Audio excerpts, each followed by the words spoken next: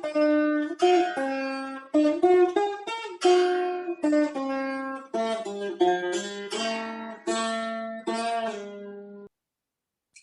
గురుభ్యో నమః.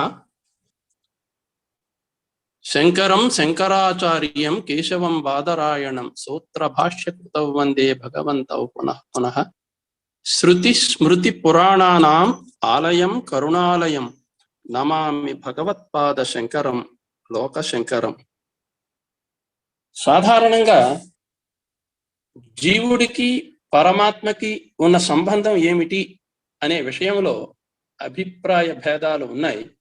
అందులో ఒక సిద్ధాంతం ఏమిటి అంటే, పరమాత్మ కంటే జీవాత్మ భిన్నుడు, ఆ పరమాత్మను భక్తితో కొలవడమే లక్ష్యము అని చెప్తుంది.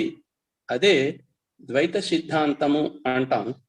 ఇంకొకరు పరమాత్మ కంటే జీవుడు భిన్నుడైనా పరమాత్మ అంతర్యామిగా చరాచర వస్తు ప్రపంచంలో ఉన్నాడని, అటువంటి భావనతో భజించాలి అని చెప్తారు.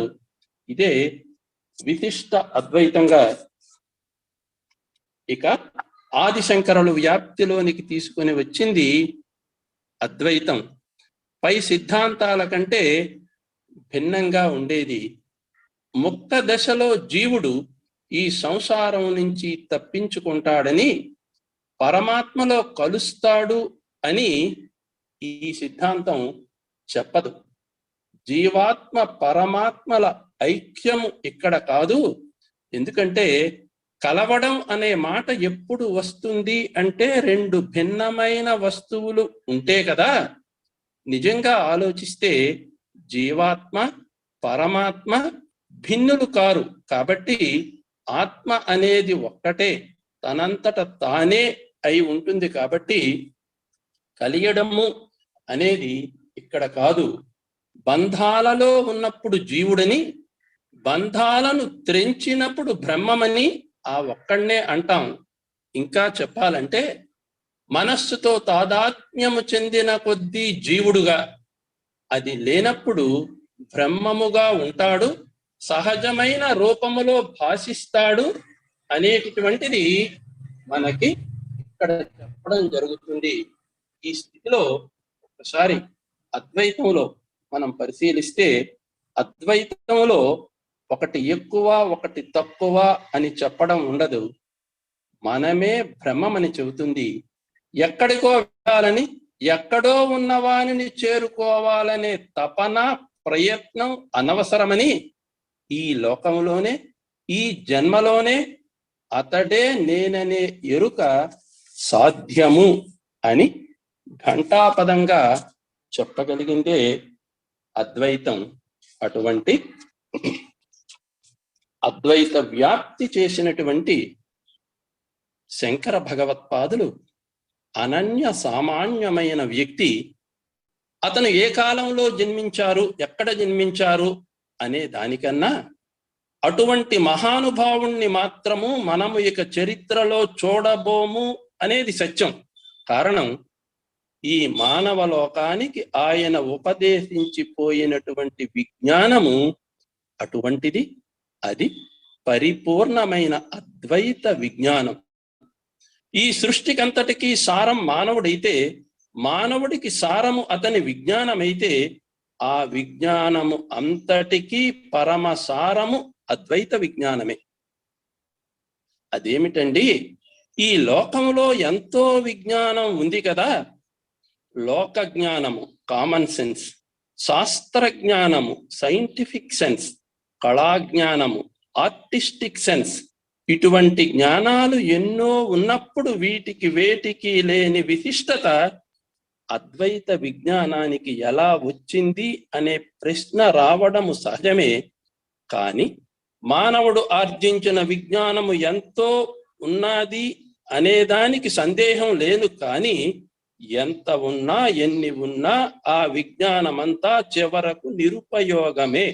కారణం ఏంటంటే, ఆ విజ్ఞానాలన్నింటిలో రెండు ప్రబలమైన దోషాలు ఉన్నాయి. ఒకటి అపేక్ష, రిలేటివిటీ. మరొకటి బాధ, కాంట్రవర్సిటీ. అపేక్ష అంటే దీని తరువాత ఏమిటి అనే ప్రశ్న. ఈ ప్రశ్న మనం సాధించిన ప్రతి విజ్ఞానములోని మనకి కనిపిస్తుంది. ఒక్కసారి మనం పరిశీలిస్తే ఎంతో విజ్ఞానాన్ని సాధించినా ఇంకా సాధించవలసినది ఉంటుంది. సాధించింది ఒక బిందువు అయితే సాధించవలసినది ఒక మహాసముద్రం. ఎంత ఈదినా దాని తీరము చేరుతాము అనే ఆశ ఎప్పటికీ లేదు. కాబట్టి అపేక్ష అనే దోషము మన జ్ఞానానికి ఉంది. ఇక బాధ, ఈ దోషం కూడా ఉంటుంది. బాధ ఏమిటి అంటే మనం ఎందులో ఎంత జ్ఞానము పొందినా అది పనికి రాకుండా పోవడమే ఇక్కడ బాధ. ఒక్కసారి మనం పరిశీలిస్తే ప్రతి రంగంలో ఎంతో పరిశోధన చేసి ఎన్నో విషయాలు తెలుసుకుంటున్నాం. అవి అప్పటికప్పుడు మాత్రమే సత్యము. మరి కొంతకాలము తర్వాత మరి ఒక క్రొత్త రహస్యం కనుగొంటే ముందరిదంతా నిష్ప్రయోజనం అవుతూ ఉంటుంది. కొంత దూరం వెళ్ళేసరికి గత విజ్ఞానం అంతా పేలవమవుతూ ఉంటుంది. అందుచేత ఈ విజ్ఞానం అంతా అపేక్ష బాధలనే రెండు దోషాలకి గురి అవుతూ ఉంటుంది. ఈ రెండింటి కబంధ హస్తాల నుంచి తప్పించుకొని బయటపడడం లౌకిక ప్రపంచంలో కల్లా ఈ రెండు లక్షణాలు లేని విజ్ఞానం ఏదైనా ఉందంటే అది ఒక్క అద్వైత విజ్ఞానమే. ఎందుకంటే అద్వైతం అని పేరు పెట్టడములోనే ఉందా రహస్యం. అద్వైతం అంటే రెండవ పదార్థము ఏదీ లేదు, ఉన్నదంతా ఒక్క ఆత్మ చైతన్యమే కదా. చైతన్యం తప్ప మరొకటి లేనప్పుడు అపేక్ష ఉండదు, బాధ ఉండదు. మరొకటి ఉన్నదని ఒప్పుకుంటే కదా దేనికైనా అవకాశం. అసలు లేనప్పుడు అపేక్ష బాధలు రెండు లేవు అంటే అది ఒక పరిపూర్ణమైన జ్ఞానమే. అటువంటి పరిపూర్ణమైన జ్ఞానమే అద్వైత జ్ఞానము. ఎప్పుడైతే అది పరిపూర్ణమైందో పురుషార్థము కూడా దానితోనే పరిసమాప్తం అయిపోతుంది. పురుషుడు కోరేదే పురుషార్థం. పురుషుడంటే మానవుడు. మానవులందరూ కోరుకున్నవి రెండే ఈ ప్రపంచంలో. ఒకటి అనవరతము సుఖంగా బ్రతకాలని, రెండు అన్నీ తెలుసుకోవాలని. ఇంతకు మించి మరేది కనిపించదు. అనవరతము సుఖంగా బ్రతకాలి అనేది ముముక్ష అయితే అన్నీ తెలుసుకోవాలి అనేది జిజ్ఞాస అని మన ప్రాచీనులు పేరు పెట్టారు. ఈ రెండు నెరవేరే వరకే పురుషార్థం అనే దానికి మనం చూస్తాం. అద్వైతం అంటే ఇంకొక భావానికే ఆస్కారం లేనప్పుడు అటు జిజ్ఞాస ఇటు ముముక్షులకు మాత్రము అవకాశము లేకుండా వాటికి అవే సమసిపోతాయి. పురుషార్థం అనేది మనకు అప్రయత్నంగానే సిద్ధిస్తుంది. కాబట్టి మానవుడు సాధించిన అన్ని విజ్ఞానాలకి ఆఖరి మెట్టు అద్వైత విజ్ఞానమే.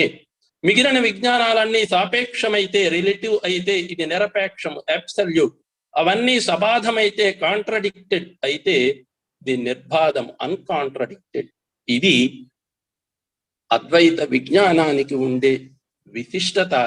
ఇటువంటి విలక్షణమైన విశిష్టమైన జ్ఞానాన్ని మనకు బోధించగలిగిన మహనీయులు ఎవరు అంటే భగవత్పాదులు.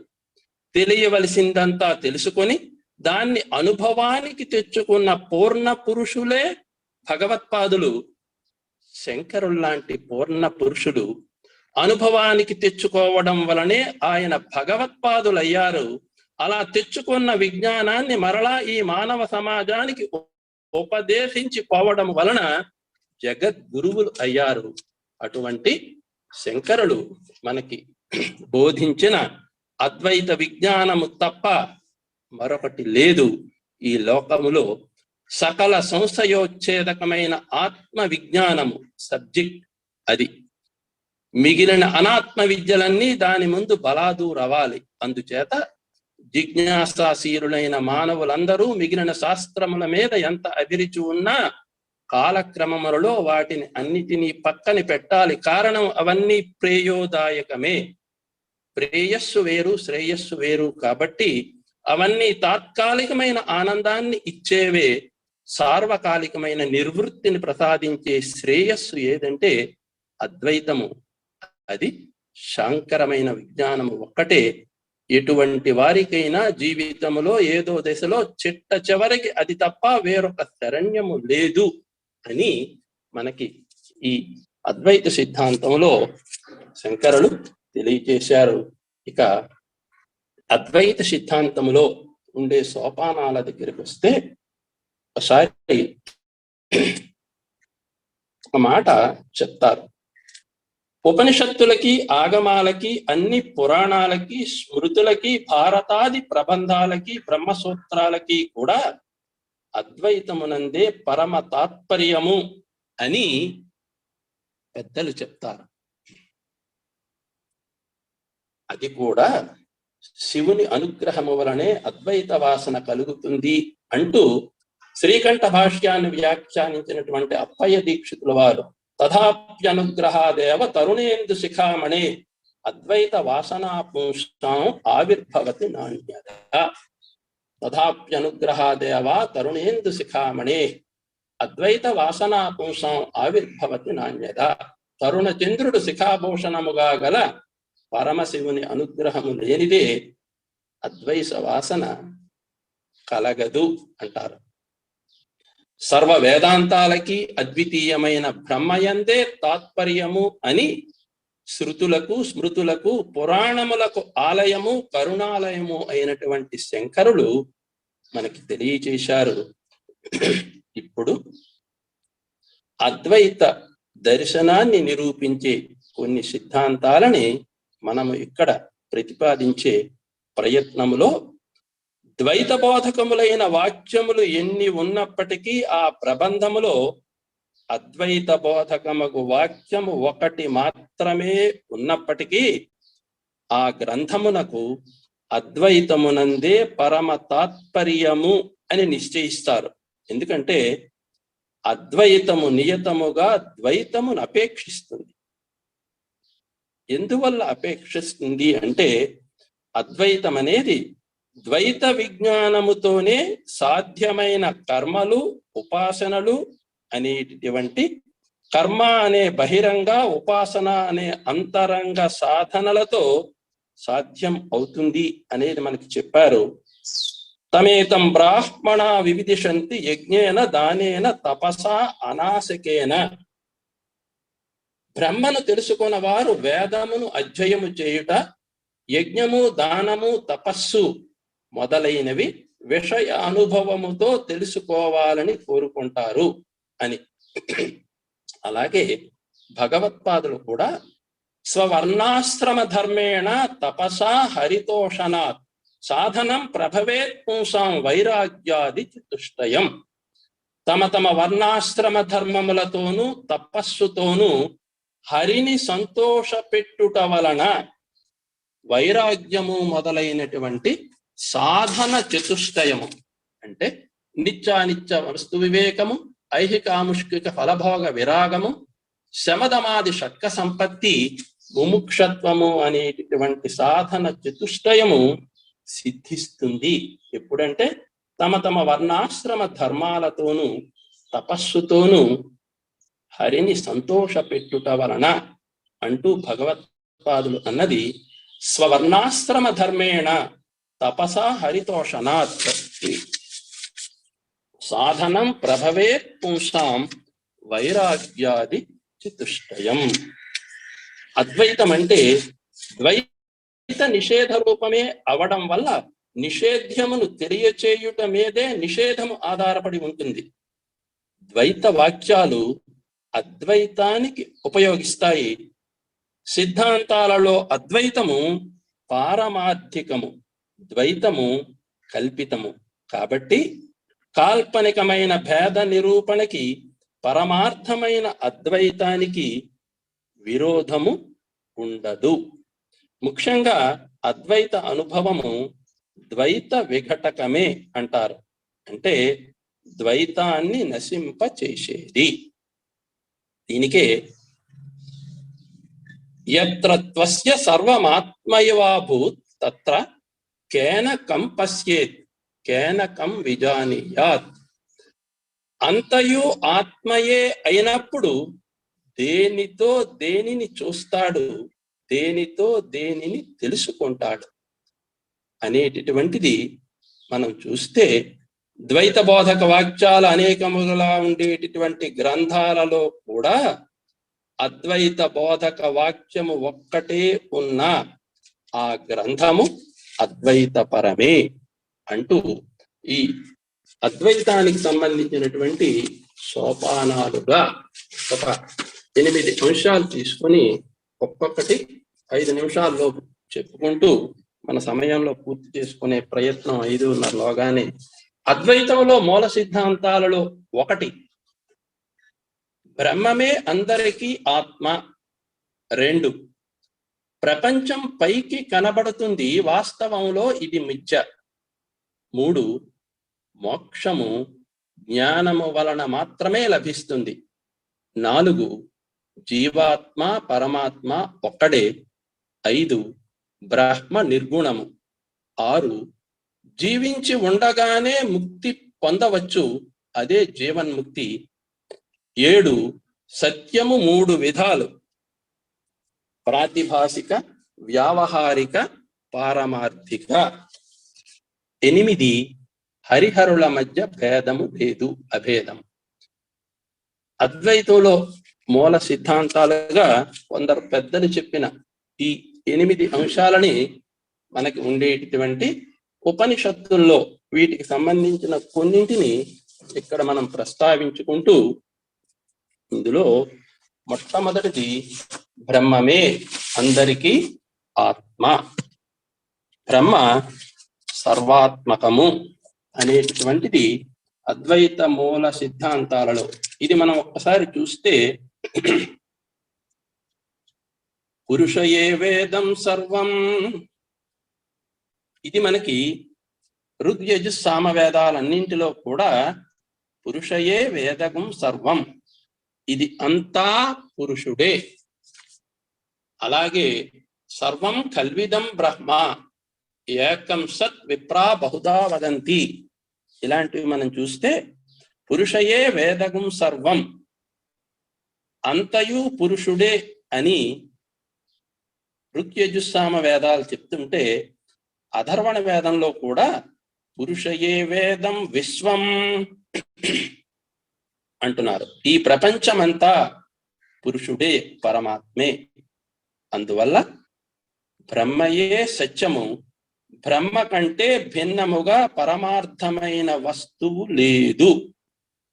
అద్వైతానికి అసాధారణమైనటువంటి 8 అంశాలలో మొట్టమొదటిది దీనిగా చెప్తారు.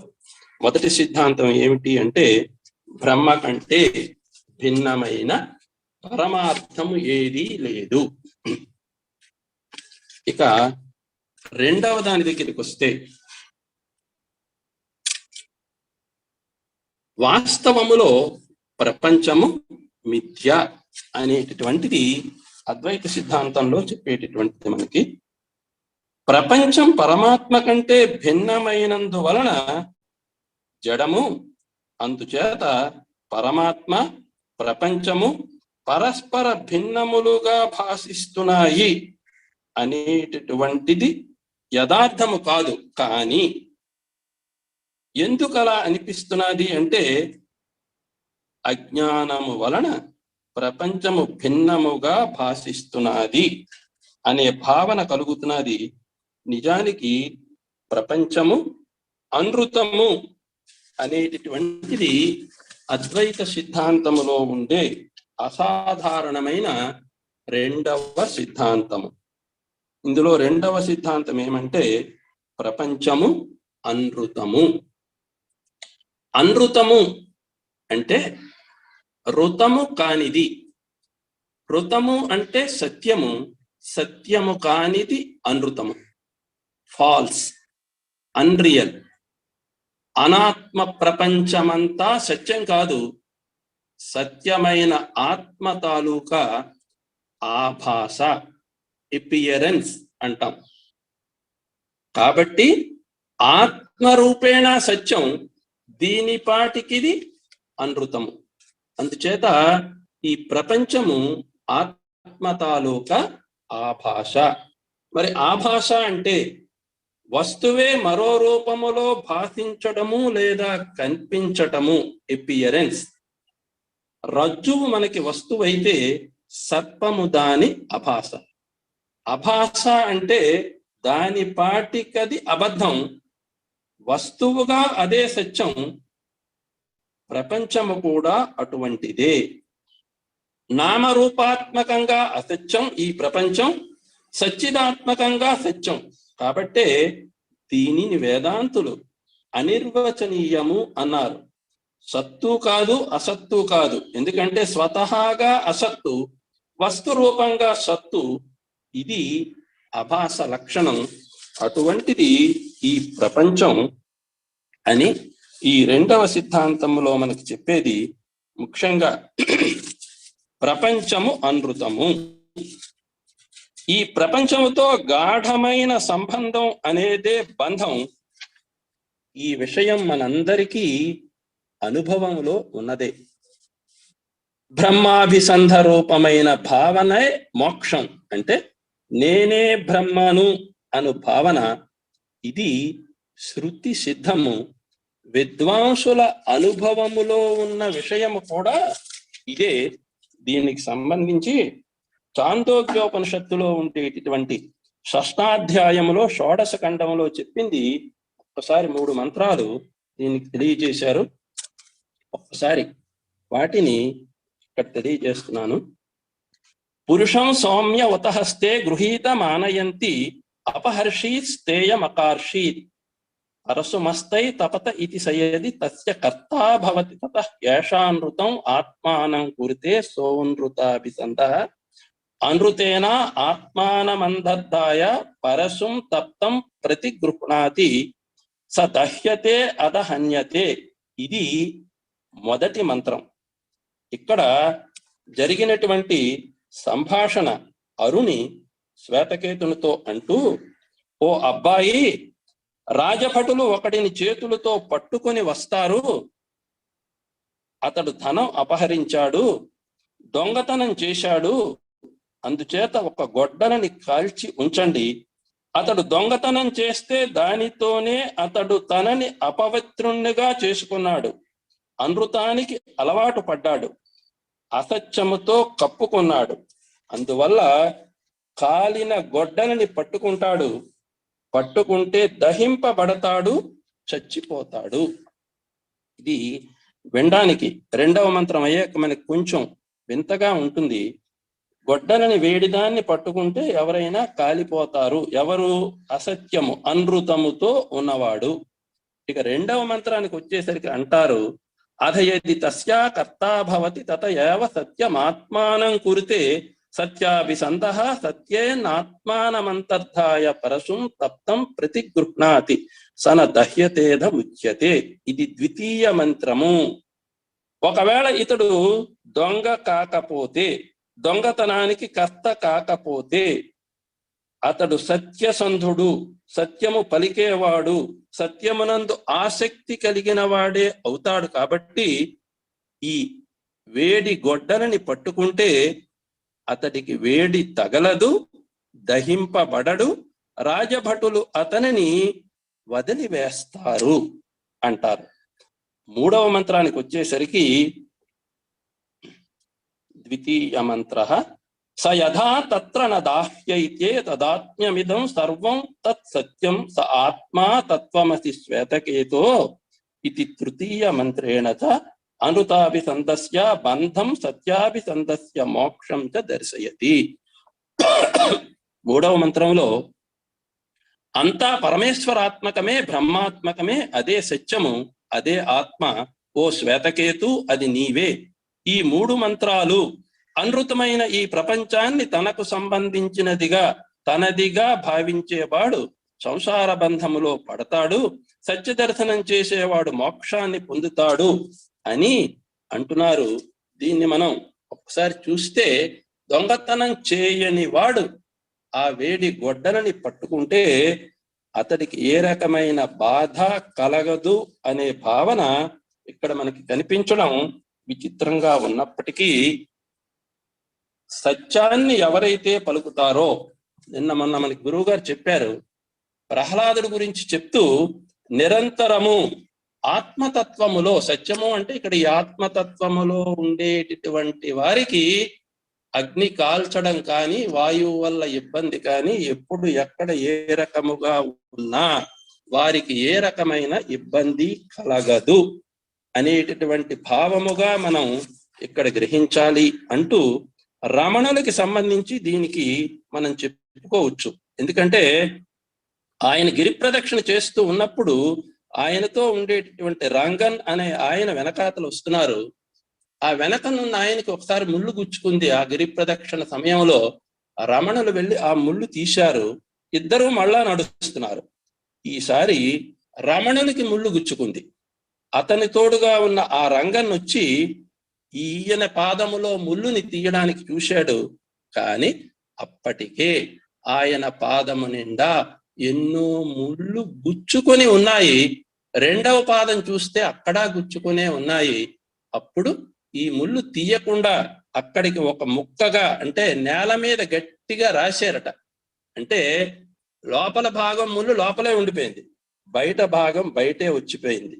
అంటే ఆయనకి ఏ రకమైనటువంటి శరీర భావన లేని స్థితి. అటువంటి వారి గురించి చెప్తూ ఉంటారు జ్ఞానులు. వారికి ఈ శరీరానికి సంబంధించినటువంటి బాధలు వారు బాధలుగా సహించే స్థితిలో ఉండరు. కాబట్టే మామూలుగా రమణులే ఒకసారి అంటారు శరీరం గురించి చెప్తూ, కూలి మోసేవాడు ఎంతో బరువుని మోస్తూ ఉంటాడు. ఆ డబ్బులు అందిన వెంటనే ఆ బరువు కిందకి దించుకొని చాలా హాయిగా ఉంటాడు. అలాగే జ్ఞాని కూడా ఈ దేహము యొక్క కర్మ ఎప్పుడు పరిపక్వమవుతుందా, ఎప్పుడు ఈ శరీరం విడిచి నేను వెళ్ళిపోతానా అని ఆలోచిస్తూ ఉంటాడు అంటారు. అందుచేత ఇక్కడ మనకి చాందోగ్యోపనిషత్తులో చెప్పినటువంటి అనృతము, సత్యము అనే దానికి దీన్ని మనకి పెద్దలు చెప్పింది. ఇక మూడవ దాని దగ్గరికి వస్తే, బ్రహ్మమే అందరి ఆత్మ ఒకటి, ప్రపంచము మిథ్య రెండు. ఇక మూడవది జ్ఞానము వలనే మోక్షము.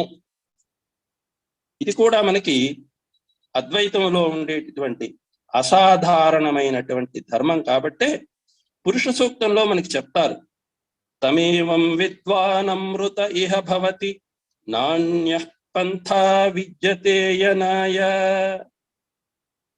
ఆయనను ఈ విధముగా, అంటే సర్వము అతడే అని తెలుసుకున్నవాడు మోక్షం పొందుతాడు, అమృతుడవుతాడు. తమేవం విద్వాన్ అమృత ఇహ భవతి నాణ్య పంథా విద్యతే యనాయ. మోక్ష ప్రాప్తికి మరొక రకమైనటువంటి మార్గము లేదు. అందుకే భగవద్గీతలో కూడా నహి జ్ఞానేన సదృశం పవిత్రం ఇహ విద్యతే. అంచేత మనకి మోక్షానికి జ్ఞానము ఒక్కటే హేతువు, అంత తప్పించి మరి దేని వల్ల మోక్షము రాదు. ఆ మోక్ష స్థితిలో ఉన్నప్పుడే బంధహేతువైనటువంటి ప్రపంచం, దాని గురించి తెలుసుకోవడం జరుగుతుంది. అప్పుడు బంధ నివృత్తి కలుగుతుంది. ఎందుకంటే మోక్షము అంటే బంధ నివృత్తే. కాబట్టి అమృతత్వ స్వరూప మోక్షానికి జ్ఞానమే ఉపాయము అని మనకి ఎన్నో శృతులు తెలియజేస్తున్నాయి. దీన్ని బట్టి ద్వైత ప్రపంచం అనృతమైనది అనడం కూడా యుక్తిగానే ఉంది. కాబట్టి జ్ఞానము రానంత వరకు రాగ ప్రసక్తి కూడా ఉంటుంది. ఎప్పుడైతే రాగ ప్రసక్తి ఉందో దుఃఖం తప్పదు. అందువల్ల సర్వాత్మకమైన బ్రహ్మ సాక్షాత్కారముతోనే ఈ మిథ్యా ప్రపంచము నివృతమై మోక్ష ప్రాప్తి కలుగుతుంది అంటారు. ఇక నాలుగవది జీవ బ్రహ్మ అభేదము. జడ వస్తువులన్నీ మనకి కల్పితాలు. వాస్తవముగా బ్రహ్మ కంటే భిన్నాలు కావు అని మనకి బోధించినట్లే జీవుడు కూడా బ్రహ్మ కంటే భిన్నుడు కాదు అని శృతి కూడా మనకి తెలియజేస్తున్నది. శృతి వాక్యం ఇక్కడ ఏంటంటే, ఐతదాత్మ్యమిదం తత్సత్యం స ఆత్మా తత్వమసి శ్వేతకేతో. ఇదం అనే పదానికి ప్రపంచమునకు అనేటటువంటిది ఇక్కడ చెప్పినప్పుడు అహం పదవాచ్యకమైన జీవుడికి కూడా ఆ బ్రహ్మాత్మకతని బోధించకపోతే ద్వితీయ వస్తువు లేకపోవడం అనేది ఉండదు. అప్పుడు ఈ దుఃఖానికి హేతువైనటువంటి రాగాదులకు ఆధారమైన ద్వైత ప్రపంచము వలన నిరంతరము దుఃఖము కలుగుతూ ఉంటుంది. కాబట్టి ఇక్కడ శృతి ఈ ఆత్మ బ్రహ్మ నీవే అంటూ జీవ బ్రహ్మ అభేద జ్ఞానాన్ని తెలియచేస్తున్నది. అయితే ఇక్కడ మరలా ఏమంటారంటే పెద్దలు, జీవ బ్రహ్మ అభేదము అనే దగ్గర నేను లావుగా ఉన్నాను, నల్లగా ఉన్నాను, తెల్లగా ఉన్నాను, పుట్టిగా ఉన్నాను అనేటటువంటి దేహాత్మ జ్ఞానము వలె ఉండేటటువంటి భావన ఉండకూడదు. ఎందుకంటే దేహమే ఆత్మ అనే జ్ఞానము వలన ఆ భేదం వస్తున్నది.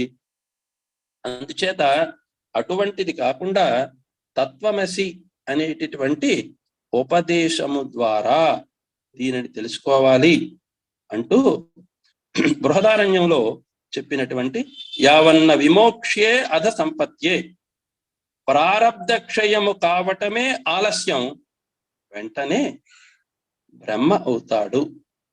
ఎవరు అంటే వారినే జీవన్ముక్తుడు అని మనం అంటూ ఉంటాం. ఆ జీవన్ముక్తుడి యొక్క పరిస్థితి ఎప్పుడైతే జ్ఞానం కలిగిందో అప్పటి నుంచి మరలా ప్రారబ్ధ క్షయము పూర్తిగా అయ్యే వరకు ఈ శరీరం ఉంటుంది. అప్పటి వరకు జీవిస్తాడు, కానీ శరీరము మాత్రము తనదిగా భావించకుండా ఉంటాడు. ప్రారబ్ధం తీరితే ఆ తరువాత శరీరాన్ని విడిచిపెడతాడు. ఉన్నంత కాలము శరీరము వేరుగా చూసే స్థితిలో ఉంటాడు అంటారు. అందుచేత జీవ బ్రహ్మ అభేదము అనేటటువంటిది అద్వైతంలో ఉండేటటువంటి 4వ సిద్ధాంతం.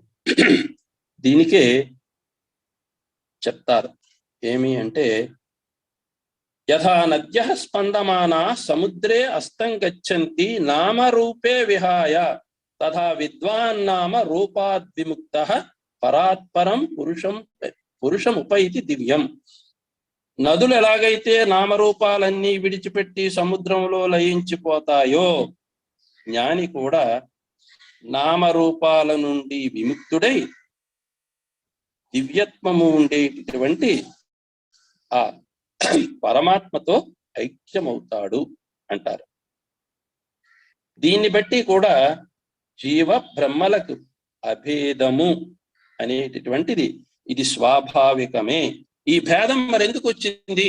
ఉపాధి వల్ల అని మనం తెలుసుకోవాలి. ఎందుకంటే సముద్రంలో నీరే సూర్యకిరణ సంయోగము వలన, పర్వతాదుల సంయోగము వలన మేఘ రూపముగా, నదీ రూపముగా భాషిస్తున్నది.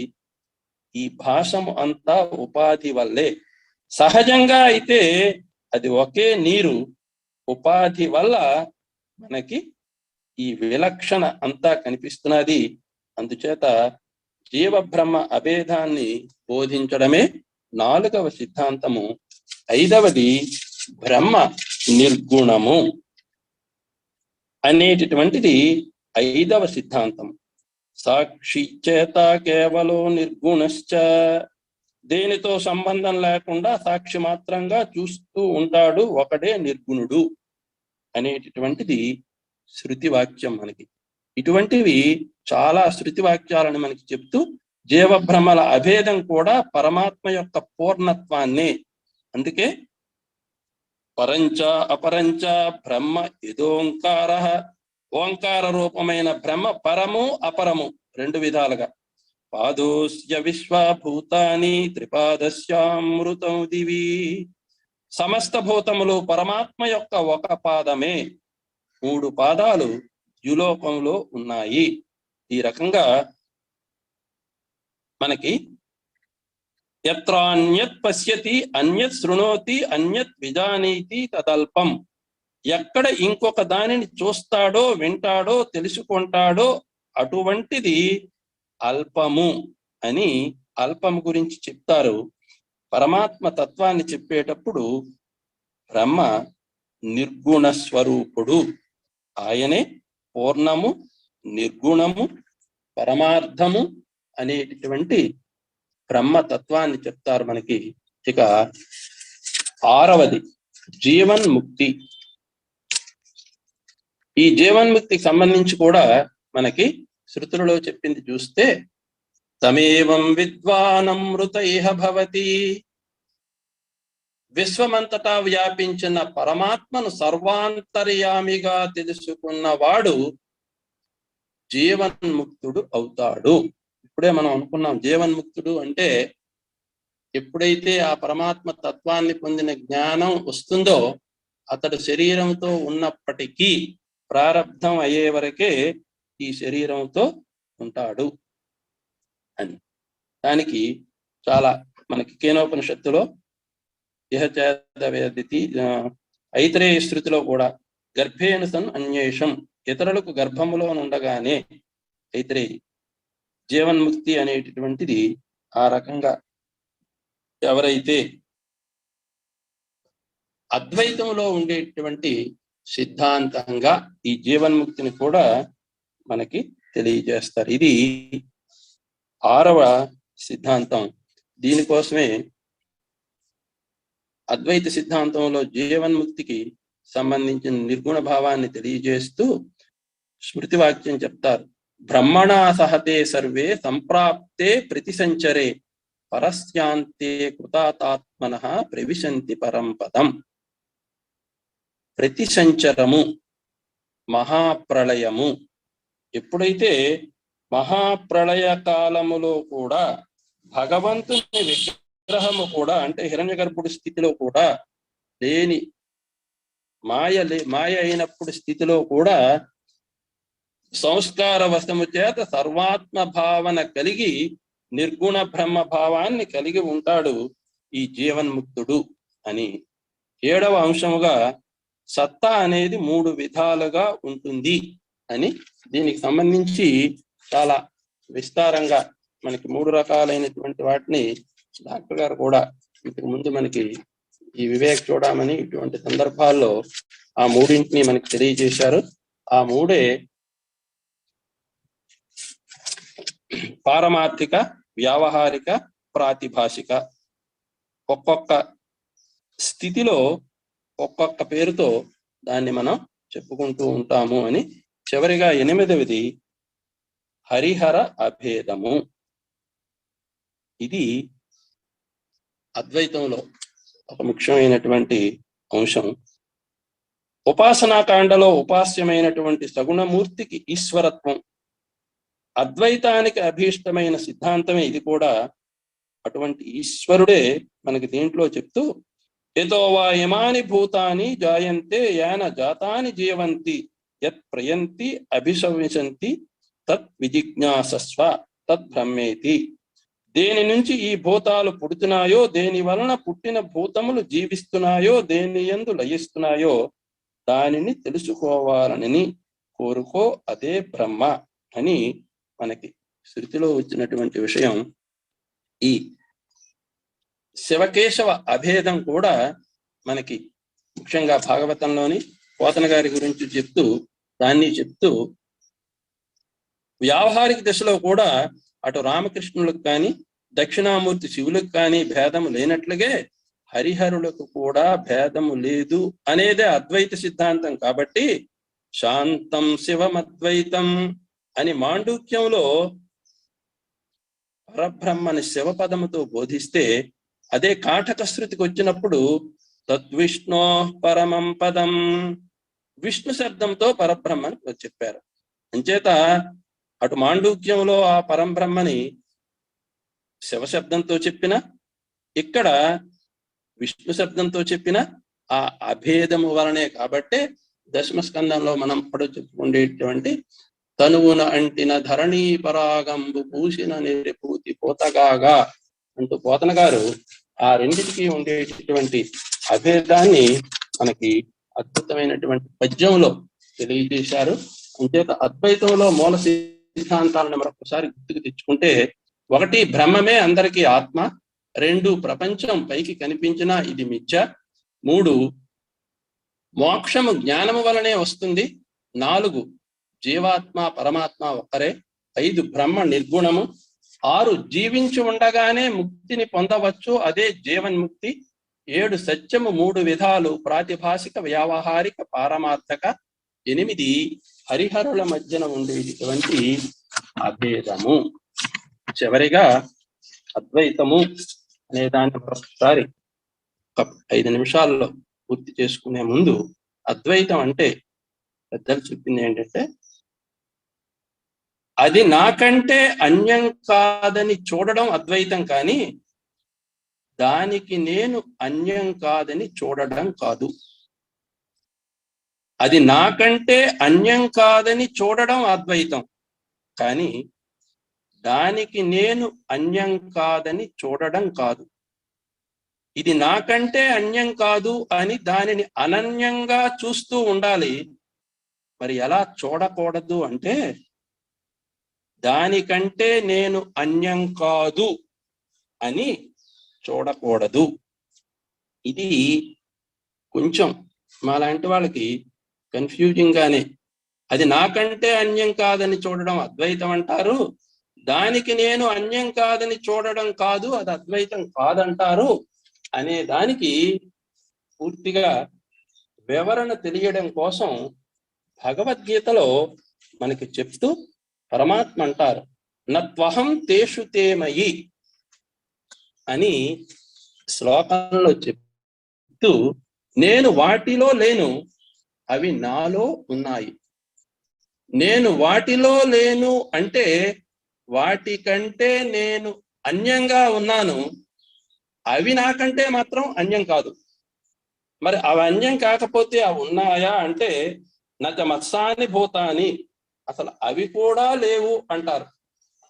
ఇక్కడే మత్త పరతరం నాస్తి, ఈ విజ్ఞాన యోగంలో దీని మీద 7-8 శ్లోకాల్లో చెప్తూ అంతవరకు ఉండేటటువంటి ఒక్కసారి భావనని మారుస్తూ అన్ని విషయాలని చెప్పి ఇక్కడ ఏమంటున్నారంటే, అన్నీ నాలో ఉన్నాయి, నేనైతే వాటిలో లేను. అర్జున, సత్వగుణం నుండి పుట్టిన, రజోగుణం నుండి కలిగిన, తమో గుణము నుండి జనించిన, అవన్నీ నా నుండే పుట్టాయి అని అర్థం చేసుకో.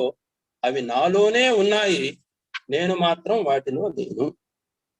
ఇది 2-3 ఉదాహరణలతో కూడా ఇక్కడ చెప్పారు.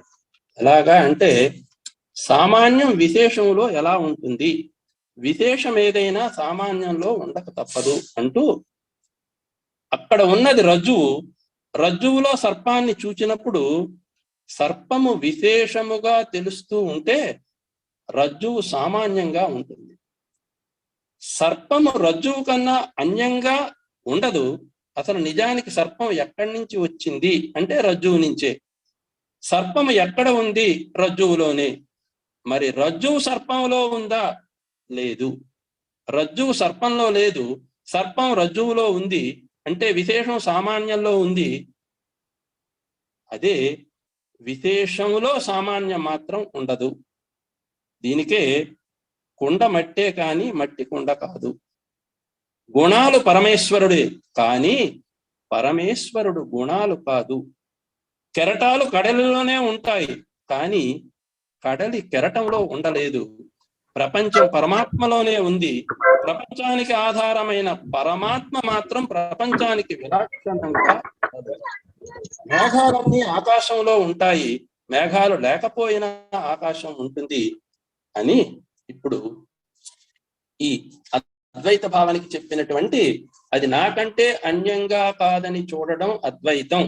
దీనికి ముఖ్యంగా శంకరులు చెప్పిన ఒకే ఒక్క అద్భుతమైన ఉదాహరణని చెప్తూ ఉంటారు. ఏంటంటే, గారడీ వారు గారడీ చేస్తూ ఉంటే 3 ప్రిన్సిపల్స్ ఉంటాయని. అక్కడ 1 గారడీ వాడు ఉంటాడు, 2 వాడి శక్తి ఉంటుంది, 3 వాడు చేసే గారడీ ఉంటుంది. ఇక్కడ 3 గారడీ వాడు, వాడి శక్తి, గారడీ. నిజానికి ఆ గారడీ అంటే ఏదో కాదు, వాడి శక్తి వ్యక్తమై కనిపిస్తే అదే గారడీ, ఆ గారడీ అవ్యక్తమైతే అదే వాడి శక్తి. ఆ అవ్యక్తమైన శక్తి తనదే అనుకుంటే గారడీవాడవుతాడు. దీన్నే అద్వైతంతో శంకరులు మనకి చెప్తూ, ఆ గారడీ ప్రదర్శించినప్పుడు గారడీవాడు ఏమని అనుకుంటూ చూస్తాడంటే, ఆ గారడీ తనకంటే వేరుగా లేదని చూస్తాడు.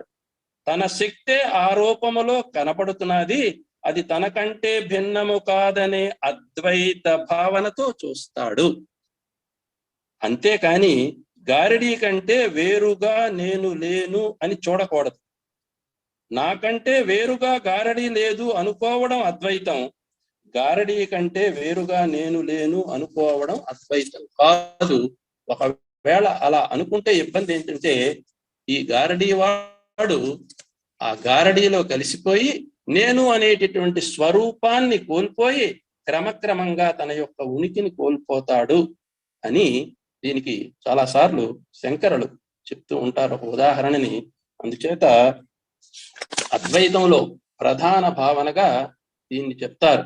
ఏదైనా చూసేటప్పుడు నాకంటే అన్యం కాదని చూడడమే అద్వైతం, దానికి నేను అన్యం కాదని చూడడం కాదు అంటారు. ఈరోజు నాకు ఈ అవకాశం ఇచ్చిన సభ్యులందరికీ హృదయపూర్వకమైనటువంటి నమస్కారాలు తెలియజేసుకుంటూ, సర్వం శ్రీ పరమేశ్వరార్పణమస్తు. స్వస్తి. ఓం పూర్ణమద పూర్ణమిదం పూర్ణాత్ పూర్ణముదచ్యతే పూర్ణస్య పూర్ణమాదాయ పూర్ణమేవా అవశిష్యతే. ఓం శాంతి శాంతి శాంతి. హరి ఓం.